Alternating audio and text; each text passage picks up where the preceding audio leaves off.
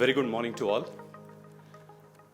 It's my privilege and honor to extend a hearty welcome on behalf of IIT Madras to our chief guest, the Chief of Army Staff, General Upendra Dwivedi ji. We also have with us the Vice Chief of Naval Staff, Vice Admiral Sanjay Vatsayan ji. We have the Deputy Chief of Army Staff, IS&C, Lieutenant General Rakesh Kapoor. We also have the General Officer Commanding Dakshin Bharat Area, Lieutenant General V. Srihari ji. Several dignitaries from the armed forces are here with us to celebrate this momentous occasion. We also have the Chairman and Managing Director of Bharat Electronics Limited, Sri Manoj Jain, our beloved Director, Professor V. Kamakoti, several captains of the industry, MSMEs and startups, and several faculty colleagues and students from IIT Madras who are here to celebrate this unique inauguration of Agnishodh, which is an Indian Army IIT Madras Research Centre. IIT Madras has been at the forefront of research and innovation and is the top academic institution in the country. A key contributor to the success of the institute is the combined emphasis on fundamental and applied research that is carried out through a number of collaborative projects with government agencies and the industry.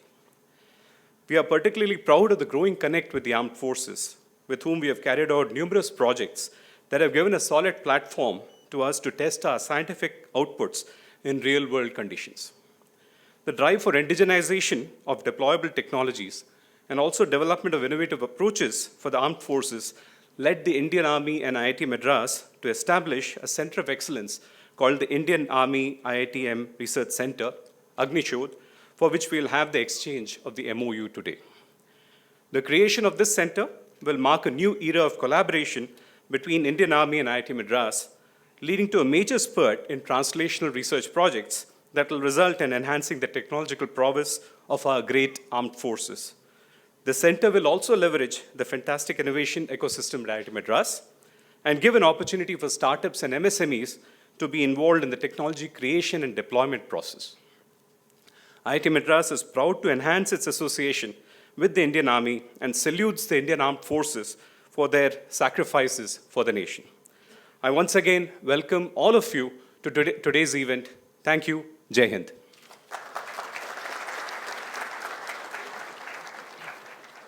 Thank you, sir. Now I request Director of IIT Madras, Professor V. Kamakoti, to address the gathering. Respected Chief of Army Staff, respected Vice Chief of Naval Staff, Deputy Chief of Army, and also all the members from the armed forces, all other dignitaries who have come here today. Let us start with a round of applause, the great congratulations for Op Sindoor to the Chief of Army Staff.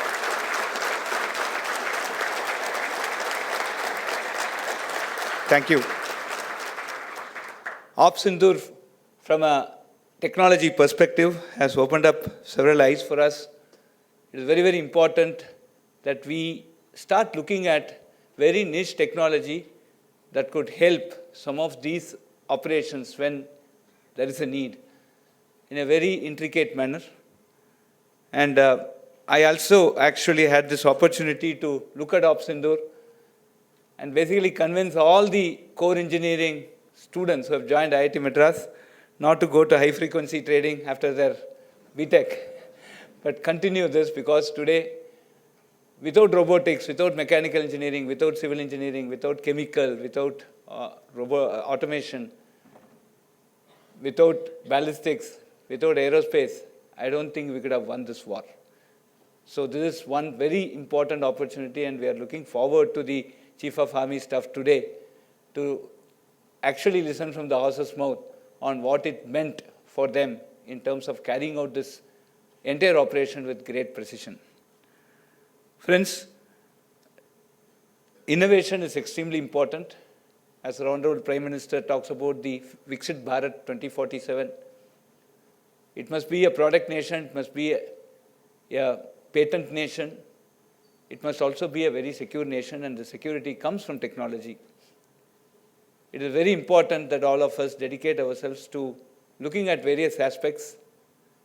Today, there are some certain demos outside that you can see where multidisciplinary engineering groups are working on to make some very interesting products that are very useful for the armed forces. And time is also very short. I think we have to pull up our socks and start working. Ops Sindhu success for all of us is a time to rejoice, not to relax. I think we must put in our big efforts together with the armed forces and see that we deliver those technologies that would be extremely useful in situations of such distress. Friends, in this direction, Agnishodh has come at the right time. This is going to be a center which will start working very closely with the armed forces to develop technology, to actually interact in a very close manner, find out some of the fundamental research issues, immediate deliverable issues, some of the product development. So it can have a variety of projects, your dual degree project, your MTech projects, your PhD theses, patents, startups. Many, many things are going to be possible through the center. I'm extremely grateful, specifically to the Chief of Army Staff for getting this approved, and we are starting today. I think it marks a very, very important milestone in the history of IIT Madras. Thank you very much, sir. And I take this opportunity to all the other agencies who are here. I have Bell Manager, Manoj here, and HAL, and other people. Let us all work together. Let us all get into action and try and develop technologies that will be extremely useful and that will be of immediate use. And here is a platform that can help us to quickly test this. There's a test bed. We always have the armed forces supporting us to test the technology to see how good and how efficient it can be. Very important is the cost and Atmanirbharta, indigenous. We should reduce the amount of imports that we have for making these components and try and develop many things within ourselves, for ourselves. And I think that is how we can define technology security and technology sovereignty. So with this, friends, again, a very hearty welcome and very, very happy today that this historic center is starting at this very important moment. Thank you very much.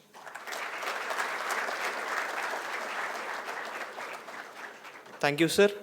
Now, it is my utmost honor to invite the Chief of the Army Staff, General Upendra Dwivedi, PVSM, AVSM, onto the stage to address the gathering. Vice Admiral Sanjay Vatsayan, the Vice Chief of Naval Staff, Professor V. Kamakoti, Director IIT Madras, the uniform colleagues here, General P.R. Shankar, Professor Manu Santanam, because of him we are here today, and of course Mr. Manoj Jain. And besides this, of course, eminent industrialists, technologists, members of the vibrant startup ecosystem, faculty of IIT Madras, young friends, especially Karthik and the organization team, which were constantly in touch with us to organize this talk. And of course, ladies and gentlemen, and my dear students, because of you, this IIT Madras exists, and we are actually banking on you for everything what I'm going to speak hereafter. So, of course, as far as your institution is concerned, I don't have to say anything. It is one of the best, we know it. Its unwavering commitment to excellence, research, and innovation in technology. And milestones, of course, include first indigenous 5G call, first commercial RSCV-based system on chip, and first R&D organization which released most detailed 3D high-resolution images of the field brain, of the fetal brain. And of course, I saw the 3D printing machine, which was highly impressed last time when I came here, which was making the platinum replacement for the skull.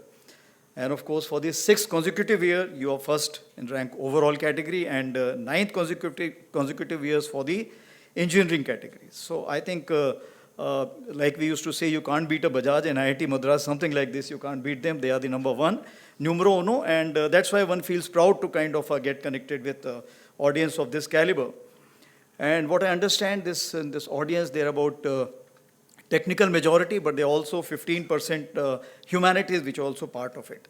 Why I'm telling you this? Because you have to understand the difference between the Army, Navy, the Air Force, and the book is Mask of War. The Navy basically banks on its platform as its USP. And as far as the Air Force is concerned, Air Force banks on the technology as its USP.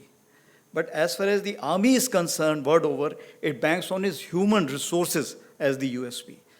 And this is something we will find if there's a book from the Max Tegmark, Life 3.0. So when you talk from shift from life 2.0 to life 3.0, it is talking about the human being. So human being is the one which will be most responsible for these kind of activities when we are looking at the transition and technology-oriented kind of future. So what it means that human resource and technology, the best binding which you will find is provided in the army, and that's why this Agnishodh was very critical to all of us. Even in National Defense Academy, what we are looking at, that we are having the technology as well as the humanities combining together, because the decision to apply what kind of a technology, because it has this ramification, second and third order effect, that has to be understood by the human brain, because technology in isolation will have its own implementation or implications. So this extramural lecture, which has started in 1982, and great to see that the prominent speakers include spiritual leader, His Holiness Dalai Lama, Missile Man, President Abdul Kalam, and of course cerebral chess champion Viswanathan Anand. So let me connect with these three before I move ahead. So as a spiritual leader, His Holiness Dalai Lama is concerned, since I am also the Colonel of the Regiment, now Honorary Colonel of the Regiment, Ladakh Scouts. And Ladakh Scouts, the spiritual leader is Dalai Lama. And of course, I have to, before you take over the Colonel Regiment, you have to take his blessings personally, and I had to do that. What is more important is Sonam Post during Kargil war. The people who were going for attack from Ladakh Scouts were actually not very happy. And Sonam Wangchuk asked them, okay, what do you want to do? They said, okay, we just want to take the blessings of His Holiness Dalai Lama. And he took them to the place, got the holy blessings done, and thereafter, you know, everything is history, and we have the Sonam Post established today. Of course, Missile Man, of course, the DRDO and missiles, something which is very close to the military, I don't have to speak about. And as far as cerebral chess champion Viswanathan Anand is concerned, he is a master of chess. And of Sindoor, what we did, we played chess. Now, what does it mean? It means we did not know what is the next move the enemy is going to take and what are we going to do. This is something we called about the gray zone. Gray zone is that we are not going for the conventional operations, but we are doing something which is just short of the conventional operations. Conventional operations means go with everything, Clausewitzian approach. Take whatever you have. And if you are able to come back, it's okay, otherwise stay there. But that is the thing which we talk about, the conventional approach. Here the gray zone is any activity which is taking place in all domains. That is something which we are talking about. And Op Sindhu taught us that this is the gray zone. So we were making the chess moves. He was also making the chess moves. Somewhere we were giving him checkmate, and somewhere we were kind of going in for the kill, at the risk of even losing our own, but that's the way life is all about. So how the future war we look at, I'll talk about it in 4 trends. Then first one which comes is diffused. Diffused means the battlefronts are actually not defined. There's no clear battlefronts. And do we look at, as of today, that has the Indo-Pak war finished? Has the Iraq-Iran war finished? Has the US-Iraq war finished? Has the Afghanistan-US or Russia or Pakistan conflict got over? The answer is not known to you and me. So what I am saying, these are something which are perseverant wars, and we have to live with this kind of a situation. Today, globally, 56 conflicts are going on with 92 countries. And this strategic continuum of persistence will continue to grow. And the second one is democratized. When we say that is the conventional, hybrid, non-traditional, all these wars are taking place together. And earlier we used to, let's say, depend on the big platforms and Second World War. This is what something is going to play a role. But now, let's say if there's a tank squadron which is there, and suddenly you take a kind of a swarm drones which can fire the missiles, it's the major vulnerability for tanks today. Of course, that's why in the tank regiments also we are raising the drone kind of elements and counter-drone elements for this reason. But what I am saying, the battlefield equalizers is something which has come through. A platform in its size does not make a difference. What it makes a difference, how can you counter it? So a small intelligent move, a smaller technical kind of a move which is there. I was asked that, will you have the robo-soldiers later? I said, robo-soldiers we can have, but if we are 150% sure that we will control them. Because if somebody else controls, they will turn around. And if they turn around, you're gone. So that is what the technology counts about. Coming on to the third one is the diverse.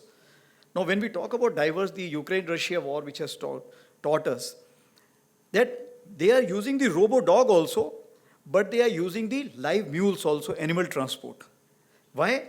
Because when the animal which is moving on a pre-designated route, it is not a very, very lucrative target. But if you go with the ATV and carry the ammunition, itself becomes lucrative target. So that is the diversity. You're looking at a robo-dog as well as the animal transport live, which is carrying the ammunition in those trenches.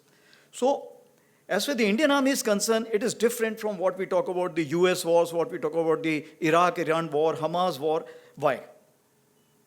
Because as far as we are concerned, we share two borders. And both borders, you can call it live, semi-live, in whichever terminology you can look at, but these two potential adversaries have the capability to orchestrate kind of a war which we have to face together or one by one, that we cannot say for sure as of today. But capability-wise, we have to stand up to both the fronts.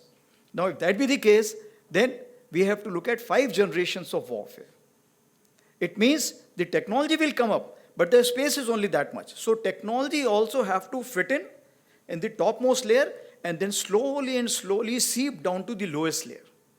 That is what is something important. So technology has to be imbibed, it has to be understood, and then it has to be percolated down to a common soldier. And that is why I have said that eagle on the arm means our 12 lakh population of Indian Army, everybody should have 1 drone each, is eagle on the arm. That is the beginning which we are looking at. And it doesn't mean that we'll be looking at bigger drones and missiles and everything, but that is the beginning. And that is the technological consciousness which I'm expecting from all. So from muddy trenches to Internet of military things, this is what is the kind of a arena what we are looking at. As far as the demography is concerned, that is the 4th D I was talking about, is of course, which are the principal players in this complete thing? The terrorist groups, Hamas, LET, now TRF, now some more names which are coming up. They will be permanent part, at least the India is concerned. Militias, we have Wagner Group, and now recently Myanmar has issued a thing that you can have the private army operating there with 25% from the foreign.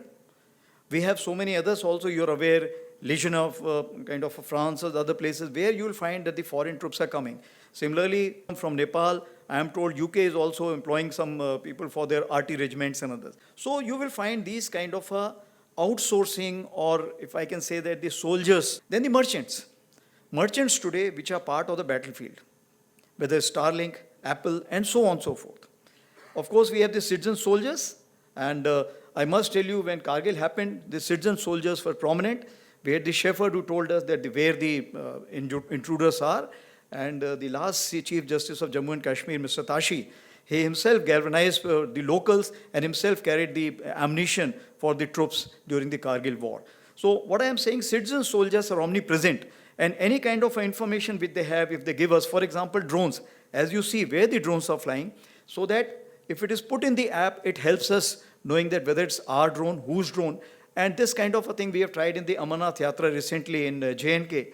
And if it becomes successful, we'll develop it more, and with the kind of intelligence which is sitting here, definitely we'll be able to make it more, if I can say that, fail-safe proof.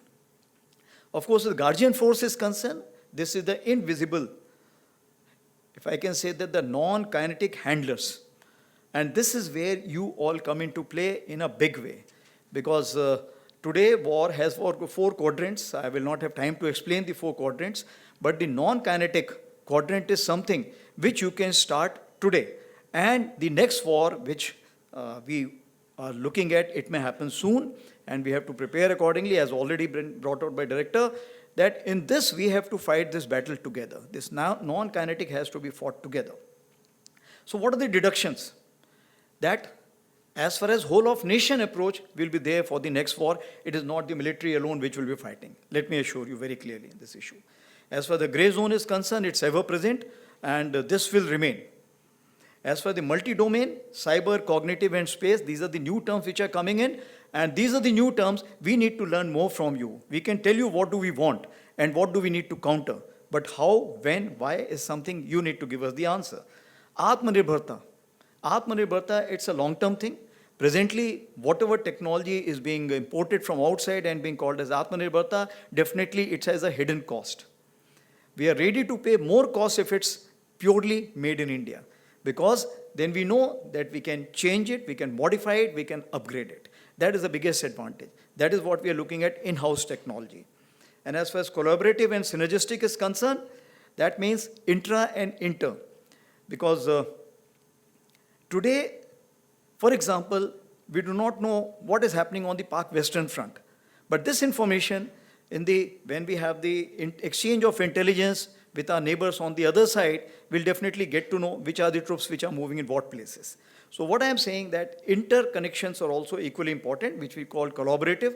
And these collaborative will also, after some time, will go to the satellites and so many other agencies which are there, which are meant for a commercial purposes, but can also be used for the defense purposes. And if a synergistic approach is concerned, within us, that is the tri-services, NTRO, and so many other agencies which are there. So finally, if I look at that, India is facing a 2.5 front, and if it is facing the land borders, then keeping in with the psyche of the people in India today, currency of victory will remain as land. And that is, with that premise, I will say that what all actions have been taken and what are we looking at. 2016-19, again, we got 2 wake-up calls. We went in for a major transformation, whatever we could, and we declared as a decade of transformation, which actually year of transformation given by my predecessor, General Pandey, and then we made it decade of transformation because changes don't come so fast. You need time. Years of technology absorption, we created 2 years because technology, like I told you, has to be absorbed at the top, but it has to seep through a soldier, and it is not so easy. It's a social change, and social change cannot come with a jerk. And of course, year of reforms, which were declared by our Honorable Raksha Mantri, and that is what was a major catalyst and a major kind of anchor for change. And all this combined together, we put a vision for Viksit Bharat 2047 for the Indian Army. So, Peter Drucker said the best way to predict future is to create it. And if that is the case, actually, it helped in Op Sindoor because when I took over, the first thing which I did was the multi-domain operations war discussions. Multi-domain operations is basically how the technology can be imbibed in the warfare. Normally, we have been doing the bean counting, okay, how many tanks, how many infantry battalions, but this is the time we went in. And it was not purely military. We had the academia joining us from all these stakeholders, whether it's CERT or anyone for that matter. We had those people, and they told us that what you can do, what you cannot do, and what you're doing is Stone Age or it is actually in advanced stage. So that is how it showed us the mirror. And since it showed us the mirror, it helped us in a big way. So moving ahead, I will just talk about the Op Sindoor as such. And since Op Sindoor, you may be actually saturated by seeing the TV and the parliamentary debates. So I will not spend much time on that. I will say how the technology came into play. But certain things important. 22nd April, you're aware what happened in Pahalgam, and it actually shocked the nation. 23rd is the time when next day itself, we all sat down. And this is the first time which RM has also said, I think enough is enough. And all the 3 chiefs were very clear, something has to be done. And the free hand was given, of course, that you decide what is to be done. And that is the kind of a confidence with the political directions and political clarity for the first time we saw. And that's what made a difference because we want to do a lot, but that kind of hand-holding and kind of free, no terms of restrictions, if I can say that. And that is what kind of raises up your morale. And that is how it helped our army commanders or commander-in-chiefs on ground to kind of act as per their wisdom. Of course, then 25th, we visited the Northern Command, as you're aware, that is the place where we thought, planned, conceptualized, and executed the 7 targets out of the 9 which were destroyed and where a lot of terrorists were killed.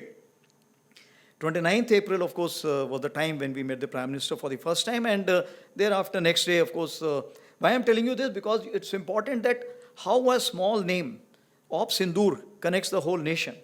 And I was telling Director also that when he briefed me on this, he said, okay, we'll have this name Op Sindhu. And I thought it is Op Sindhu. Sindhu is basically Indus River. So I said, excellent, sir. Indus Water Treaty has just been frozen by you. He said, no, it is Op Sindoor.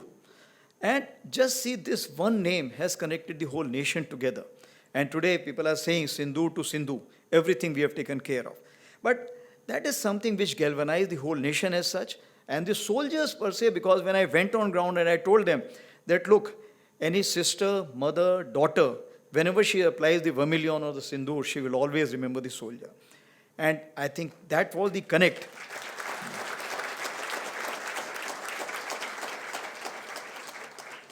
And I think that was the connect which they brought the whole nation together for one cause. And that is the reason I think the whole nation was saying, why have you stopped? I think that's the question which was being asked. But of course, that has been amply answered by. So the strategic clarity was in DIME, that is diplomatic, information, military, and economic. And that's why you see that the IWT was frozen, then High Commission strength was reduced, the defense personnel were moved out, persona non grata they were declared, and visas were revoked. Because when you go for such kind of offensives, what happens? You need to always look at what the other side is thinking and how this chess is going to get played. So what we did, we created a red team. So this time what we did differently, as far as UDI you are aware that it was a 2016, it was a shallow thrust and it was launch pad we were looking at. It is basically to convey a message. As for Balakot in 2019, we were looking at penetrating through J&K, going across to training camps which are in Pakistan, and again a kind of giving a punishment.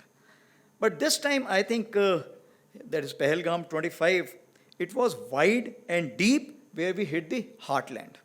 This was the first time we hit the heartland, and of course our target was the nursery and the masters. And like I told you, and this has never been done, and even Pakistan was not expecting that the heartland will be hit. And that's what came as a shocker to them. But were we prepared for it? Yes, we were prepared for it to absorb the blowback which will come up. So finally we chose 5 targets in Jammu and Kashmir and 4 targets in Punjab, and out of which 2 were with the Air Force, because the kind of ammunition which was required was much more.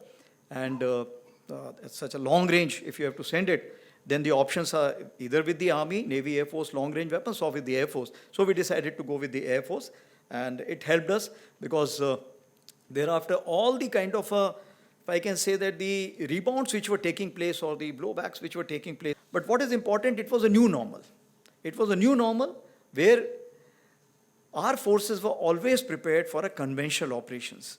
So though we were trying last 1 year that what is gray zone and what is multi-domain operations, but people were still not ready for it. But this is the time that our ground forces were actually playing chess. How many were going forward? How many were staying back? How many were moving somewhere else? So this kind of a chess move was there. So in this chessboard of 64, something was visible, something was not visible. And something which was not visible, maybe other countries may be helping out to kind of make them visible for the adversary. So the force, if you have to kind of look at force orchestration for a military man, it comes in 3 forms. And all these 3 forms you will play a role. Firstly is the force visualization. How he is going to employ his force, how am I going to employ his force, how it will be 2nd day, 3rd day, 4th day, 10th day, 15th day, because you don't know. Because this test match stopped in 4th days. And it could have continued for 14 days also, 140 days also, 1400 days also, we don't know. So we have to be prepared for those kind of things. Second is force preservation. Force preservation is important because you have to live to fight another day and you have to kill the other person. That's what is your job. Not to lay down your life unnecessarily. It is to make sure the other person lays down his life and he feels happy about it, and you feel happy by facilitating that. So if that be the case, so force preservation becomes important, and it has a major role. When we talk about the various drillings which are required to be done in the mountains, and so many bunkers of different kind which are required to be made, and if I can say the preemptive actions which are required to be taken, and the third one is application, force application. So these are the 3 domains which we look at as a military man, and this is what something, I will just give the amalgam of some issues that how we went about and where your role comes in. So I will just talk about the technology and Ops Sindoor. So firstly, let me assure you, it was a whole of nation approach and the collaboration was there. Was it in conjunction with other nations or not? That's a moot point, but it should be. It should be in long run. As far as deep data mining, that became a criticality that if you had the deep data with you, it would have helped you more. So for last 1.5, 2 years, since our deputy chief is the one who's looking at data, big data analysis, integration and everything, we have started it in a big way. And if you have the data, then only you can go for the predictive analysis and all that. So this is something which is a big lesson we realize, and data is something now we are working out, and we are also looking at what headings, so that later on it doesn't happen that the data becomes so haphazard that we don't know how to handle it. Initially, when we were trying to digitize, we were just taking all the notes, files, and kind of just scanning. That was not digitization. Digitization is reading it, scanning it, and be able to get this kind of a job, which requires a major, if I can say that, processing capability. And this processing capability was not available with us. But again, courtesy the initiative of the deputy chief, we walked up to MIT and they gave us, and that is the kind of a GPUs. So this is something which immediately helped Indian Army to go in for, if I can say that, data handling of a big quantum. So first one which I will talk about the intelligence, surveillance and reconnaissance, because we realize that the common operational int picture is something which is important, or integrated picture which is important. We have for the Army, we have for the Navy, we have for the Air Force. But getting it together so that all the, if I can say, the layers can sit on one and then we can take the decision. That is something which we have not been doing. By the way, this is the first time that India has one operational name, common name as Op Sindoor. Earlier we used to have, for example, if it's Kargil, so you'll have Op Vijay for Army, Safed Sagar for Air Force, and so on and so forth. So even if we were kind of having some problems, inside the room there was no cameras. We could sort it out and come back as a fresh man when we come outside. But what is important is the differences must be discussed and it must be overcome. And that's what we could achieve. So as far the ISR is concerned, we realized that whatever authorization you give, I have told you that I'm looking at Eagle on the arm to begin with. So whatever the small drone which has been shown to me today, I had discussed this dream last year when I had come here. And of course, thereafter, I realized that in the headquarters, things are moving very slow. So I created those organizations which are now kind of, to fill their quench for thirst, they have to buy all these things. So we have created the Rudra, Divyastra, Shaktiban, and of course, Bhairav. What all this is already in the internet, you can look into it. So tethered drone, something which came as a kind of a big surprise to us. Because the jamming was so high in this Op Sindoor that they could not cross, some they could cross, we could not cross, we could cross some. So the jamming was something which became a kind of a thing for the surveillance. So tethered drones is something which provides us that kind of a thing, because even if he wants to target, how many will he target? So the number is more, then it becomes easier, and there is no, if I can say that, the gap which is there. And that's why tethered drone became the talk of the town. And as far as the satellites are concerned, yes, satellites we realize that we need much more, but pseudo-satellite came up in a big way. Pseudo-satellites are the one which basically they, perhaps what we say, they come to a particular level and remain for the desired period what you want. And they cover the area what you desire to be covered. So that is something which we are also working out. The other side is also buying it. And this is some field. But what is important is not only the flying object. It is the electro-optical equipment which is there and the communication from that to the ground. This is something which comes into play. And this is also need to be seen. And of course, as far as the endurance of that satellite is concerned, important. So this time also what happened, some good Samaritans, no names, nothing, came up. Because India exists all over the world, and our diaspora is all over the world. And of course, if I can say that, picking up data from the social media and mobiles. There is another thing called as light situation. That, okay, where was the light on today? Where was the concentration of light was more, here or there?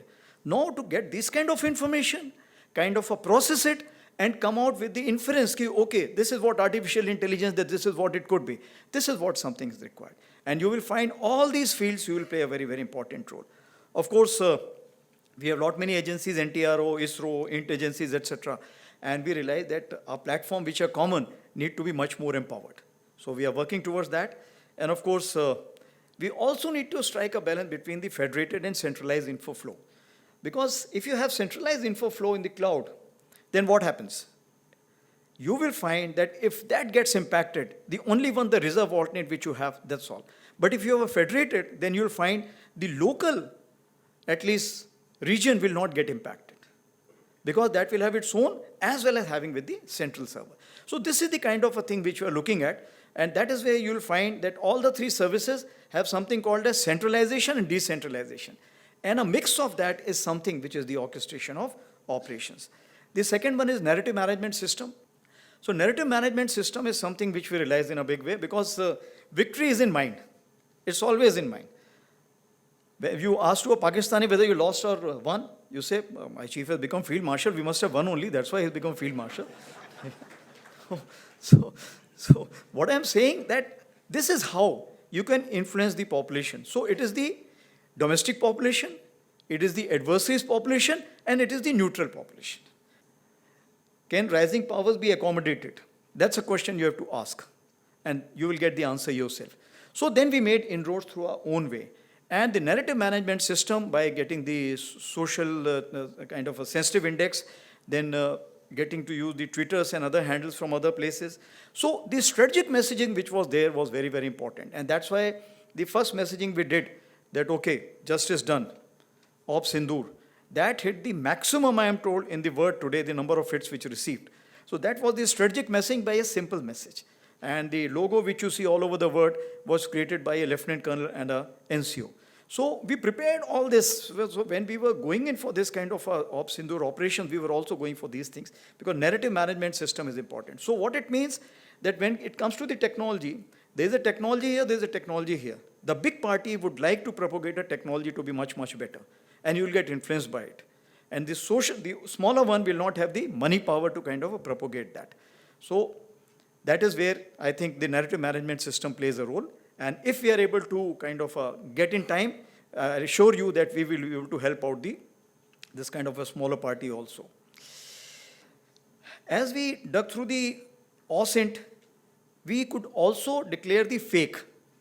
And that's why with the IIT Guwahati also we have signed and for IIT Delhi also we have signed the MOUs on interacting or getting information from the OSINT.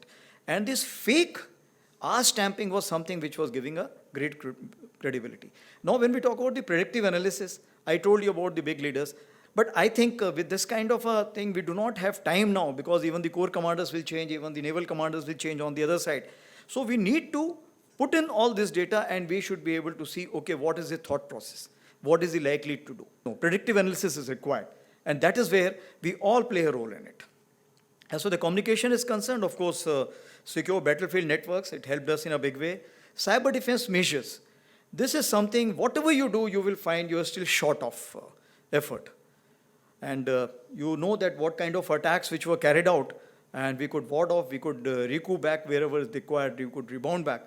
But next time, it may be much more. And whether that country will do it alone, it will be supported by some other countries, we do not know. But I have a strong hunch feeling that that country will not be alone. And that is where we have to be careful. Here I would like to talk about Sambhav, because Sambhav is courtesy IIT Madras, and this was a big game changer. Why? Otherwise, we used to be on the WhatsApp. If we have to talk anything, secret we cannot talk, so we are talking on the mobiles. But this Sambhav gave us a big uplift. Same thing, this war, starting from 22nd April, we formed various groups, as you are aware.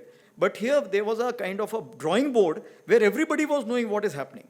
So my Southern Army commander sitting at Pune, who is controlling the Rajasthan, doesn't have to tell J&K what is he doing. It is known through that. But what we learned, that we allowed too many people to use Sambhav, and we gave too many permissions. So now, at the time of crisis, if there are 100 messages, how will you kind of sift that which is the operationally important? That's why the hierarchy became important. But the workload is something which was, let's say, X, it became 100X. When it became 100X, Murphy's law, the server also went down at that point of time. We had to change the server. So then we realized that the hierarchy of communication becomes very important. So centralization is important, but decentralization is also important. And that is where, once we make sure that the hierarchy was kind of reverted back, it became easy. But still, the load on Sambhav was very high, and I'm happy to note that Sambhav 2.0 is also being looked at, because that will kind of help us for Sindoor 2.0. So I'm sure before Sindoor 2.0 starts, Sambhav 2.0 will be actually commercialized. Coming on to electronic warfare, of course, you're masters of it, so I don't have to talk about it. AM spectrum dominance, jamming, I told you, it was in a big way. But deception, we could do a lot with the electronic warfare. And beyond that, I would not like to speak, but as you know, that headquarters, etc., depicted from that. And of course, radar fingerprinting, again, deep data. Because all the radars open at various places. And if you have the data, then you know, okay, which radar is opening up, and it is held with which formation. That tells you the orbiting, which is important. So fingerprinting, which becomes important, and therefore the long-term involvement here becomes important. And ECAS or something, I think it's already in the media also, that we have created a software which is helping us. Of course, that is something which we have just started, but I am sure with the AI kind of caliber which is there with the IIT Madras, that will become very, very strong, and it will get interlinked with the TRICE services because we need to work out together.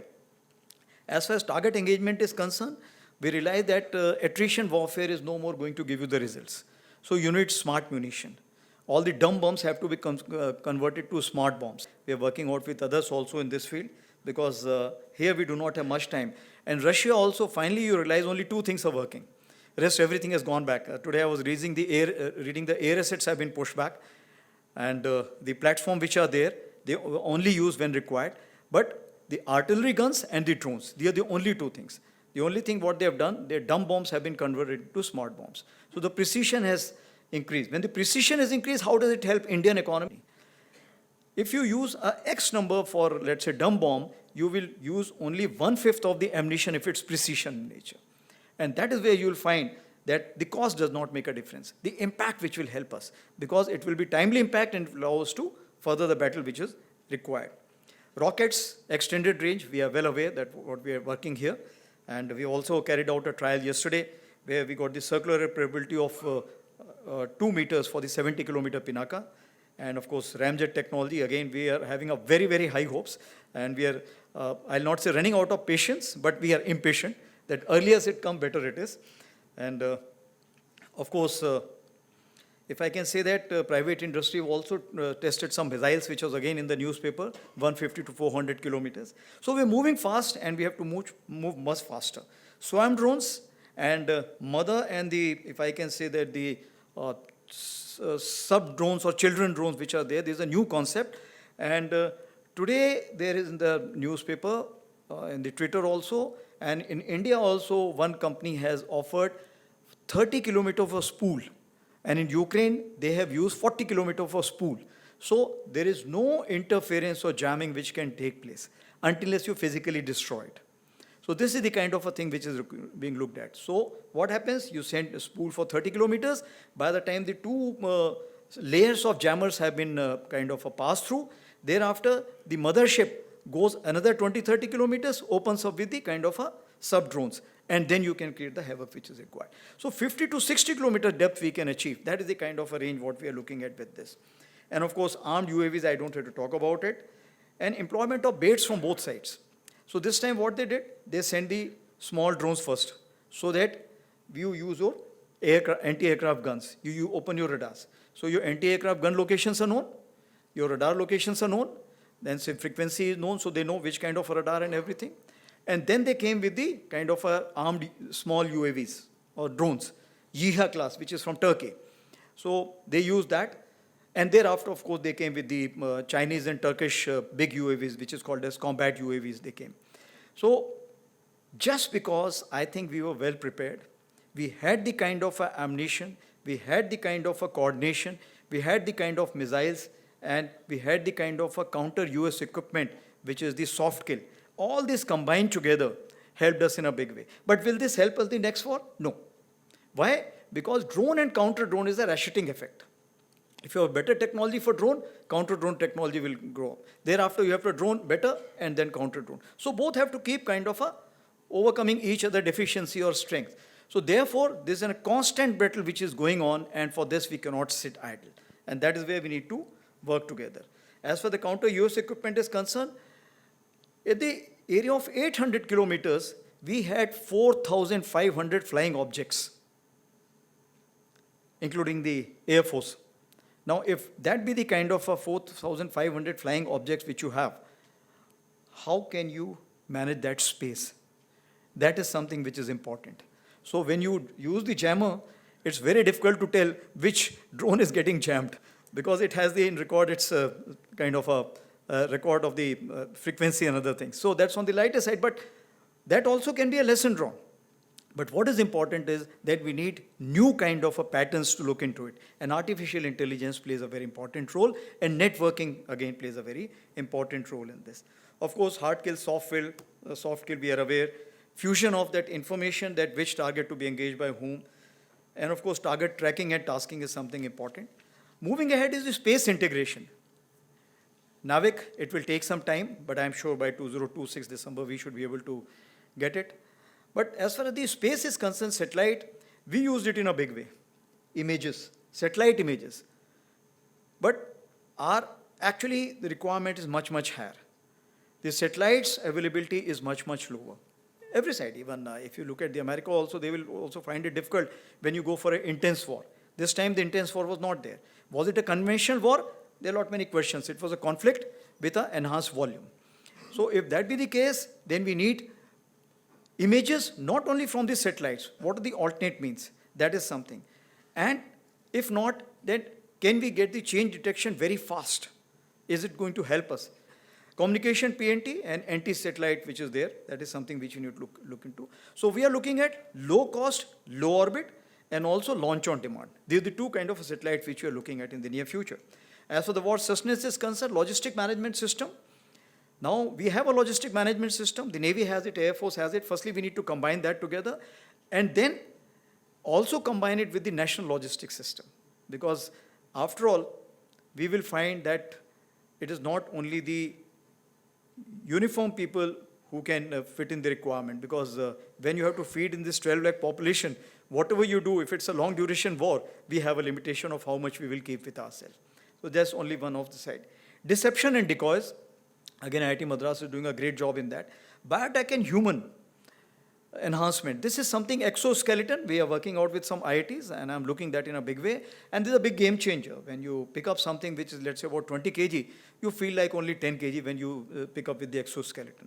So that's why we are looking at it in a big way. And a lot of progress is being made, but I think it's still not enough. And also stress analysis sensor. This is something which is important because we need to have these sensors now, so that everybody wears this and we get to know how much is the stress, and depending on that we can send the people ahead, back, or a kind of a stress buster. We also have a go, no-go tablet, so you're aware in high altitude we've already prescribed for various places, the Air Force already has it. We've also, for accelerated acclimatization, we are looking at it. We have used some medicine which we are saying under the special conditions we can make this 6-day acclimatization to 4 days, but I'm very hopeful with Dr. Kamakoti now having this kind of a situation that you are having the lay-based institute. We'll be very happy to join this kind of a study on this. And what is important is that we need this technical study, because medical study requires 7 years and I may not have 7 years to go. So when I'm saying 7 years for this war to kind of a start. As far as AI is concerned, I think overall I have already talked about it, because it predicts the threat with the TSR, that is the time, space and resources. And that is where the AI plays a very important role. So whatever points I have given, if you combine this together, we'll get the TSR. We know that enemy has the capability, but when he's going to use it, where is he going to use it, and what resources he's going to apply. And that's what something we need to look into. And of course, the distance support tools, as you're aware, that now we have rejuvenated our battlefield surveillance support system, and also CIDSS, which we are working with Bell, and of course, Sama, which we are working out. So if I have to say so, that for the Viksit Bharat 2047, your and our convergence is very, very high, because as far as the strength for the future lies with the industry, academia, and military triangulation. And of course, we also have to make sure that the bureaucracy, financial people, and the government research agencies also be taken on board. As far as the Indian Army is concerned, we have created the technology committee, which is Empower Technology Committee, which has got 16 technology clusters. And these clusters all over the media we have already given out. And we've also given out which is the principal staff officer to be connected to and which is the director general to be connected to. Because whatever you have, you don't have to come through me or the deputy chief ISNC or with the ADG, ADB. You can just go to them directly. Those DGs are meant to do this, whether it's robotics or it is with the quantum technology, blockchain, you name a thing, and we have the people name for it. We've also created a cell at IIT Delhi, Kanpur, ISC Bangalore, and of course, Agnishodh is a very good beginning, and we are very hopeful from this. As far as MCT is concerned, of course, we have India AI mission, Chip to Startup mission, and of course, Project Kila, that is the quantum computing, that is what we have. So what we are looking at two ways from you is basically the disruptive technology, which should make our job easy, and that offset strategy. Offset strategy, once we sit with you, You tell us your prowess, we will come out with the offset strategy. So these are the two things we are looking at mainly. Of course, water jet cutting, which has been explained to us, we are looking at keenly. We're also looking at a smart IoT kit for health monitor. And Ladakh IIT extension is a big thing because our northern front is completely, will be dependent on this research center. And Army internship program, which we have started recently, and I'll be urging all of you to join that Army internship program. And all those who feel they are already graduated, you can also join us as an officers, because we have now all the technical fields open, and we'll be soon from 2025 end, we'll be giving out the advertisements for that. So what are we expecting from you? If I could just summarize it: advanced composite materials, metallurgy, microelectronics, precision guidance, gyro sighting system, seekers, cybersecurity and military-grade secure communication technology, AI and ML, of course, quantum computing, robotics, unmanned sensors and systems, synthetic biology, and Ladakh Center is going to play an important role. And I must also thank IIT Madras for jointly organizing at national level cyber competition in October 25, that is Datathon and Capture the Flag. So in summation, I have to say that Ops Sindoor, a new normal, is just the beginning. It's the age of acceleration, the transformation we are living in.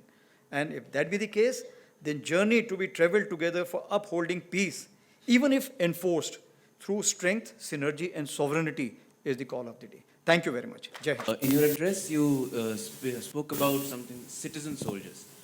My question regarding is another part of the civilian aspect is, during Operation Sindoor, we all saw that the regions, they were facing a lot of heavy fire from the side of the enemy. In such situations, can you shed some light upon the role of the army to ensure that civilians don't panic and behave responsibly, which is, I think, very important during such operations? Okay, so it's a very pertinent question, and that's why if you see that anywhere in the world today, other than maybe Iran, Iraq, where they went on for 10 years, other places if you find that they all look at the exit strategy, that how early can they stop the war. As far as Russia-Ukraine is concerned, that's gone out of control, and that is something which, but when you go to Moscow, you don't realize that the war is on. That is the kind of a situation. They have been able to isolate that war zone. So what you've asked is basically what the role of army is as far as the protection of civilians is concerned. If you carry out the analysis, you will find that what will be the density of the population which is on the western side and what is the density on the eastern side. In my wisdom, I think whatever population we have on our borders, along our borders, let's say 30-40 kilometers, it is 3 times on the other side. So it has to be very clear that if you look at civil target, the other side will be a very, very big loser. So that itself becomes a kind of, if I can say that, a deterrence for them to take care. That is point number 1.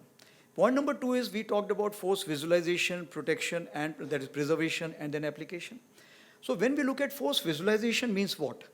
That we have to visualize that what is the kind of a force application the other side is going to do.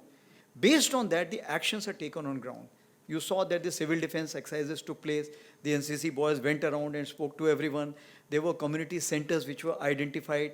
People were talked about if the shelling takes place, how the blackening of the complete area has to be carried out. Those rehearsals were carried out. In 2019, we went in for, along the LC, the major drive for constructing the community bunkers. Because the line of control, as you see, the firing is on in a big way. So what it means, the population which has been impacted over a period of time is conscious of it. And if they're conscious of it, they're taking all these actions.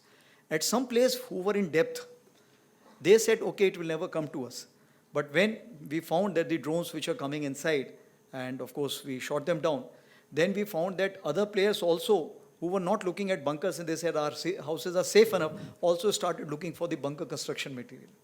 So what we are looking at now, that awareness, what actions to be taken, that in conjunction with the NCC, in conjunction with civil defense organization, in conjunction with the civil administration, and also look at more such kind of a, if I can say that, infrastructure coming up all along the border. This is what we are looking at. And if anything falls of enemy, any ammunition, it will fall on us first, then only it will go to the civilians. Thank you.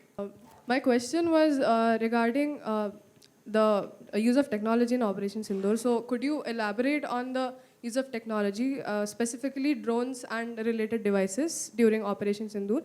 Also, do you see non-kinetic warfare playing a key role in going ahead with what we'll do next.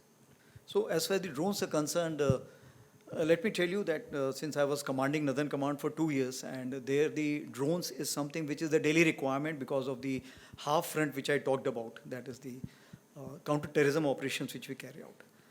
But we realized that the drones which we bought over a period of time, the acquisition process is so long drawn that whatever we wanted about 5 years back came today. But the requirement was something which must be manufactured today. It should be state of the art and it should come. So what we did, as far as we are concerned, we used those drones. We modified lot many drones.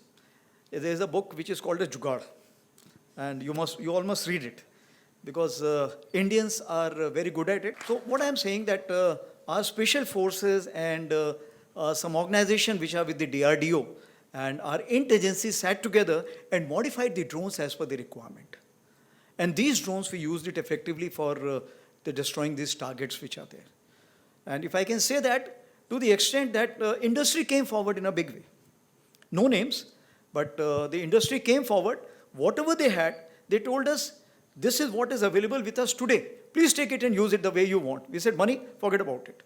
So this is what is the patriotism and nationalism all about when we talk about that whatever was there with the country, everything came forward and we used it effectively. But was it enough? No. It was only 1/10 of our aspiration. And that is why a huge chunk of now emergency powers have been given to us. And from that emergency powers, which we are buying in a big way, the lot ammunition, the drone equipment, and counter-drone equipment. This is what we are looking at. Thank you. Ladies and gentlemen, the Chief of the Army Staff Commendation Card is a prestigious recognition awarded by the Chief of the Army Staff to individuals both from military and civil background for their exceptional service, outstanding performance, or noteworthy contribution to the organization. As I announce the name of the recipients, I request them to kindly come forward on the stage to receive their awards. Professor P.A. Ramakrishna, for his pioneering work in ramjet technology, tactical rocket system, development of 3D decoy, and successful refurbishment of missile propellants.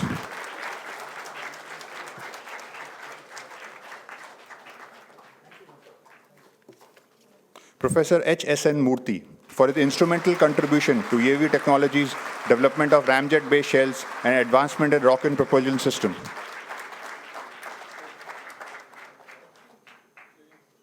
Professor Radhakrishna Ganti, for spearheading 5G test bed evaluation at MCT Mau and his crucial role in refurbishing missile electronic systems.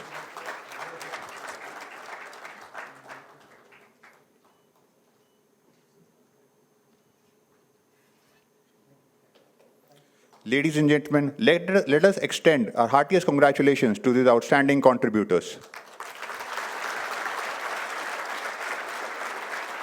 Thank you, sir. Thank you, sir. I kindly request Professor V. Kamakoti to come onto the stage for exchange of mementos.